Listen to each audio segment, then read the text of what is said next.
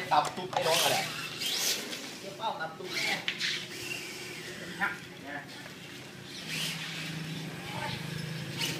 ตำลิ้นๆแล้วว่าตำลิ้น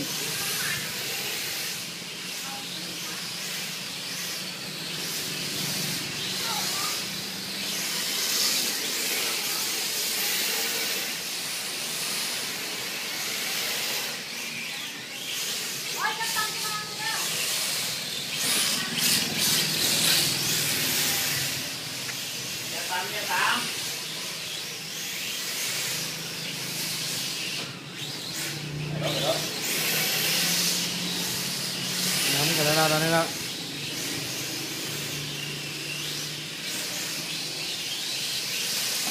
เราผมเปิดไฟนะตอนนี้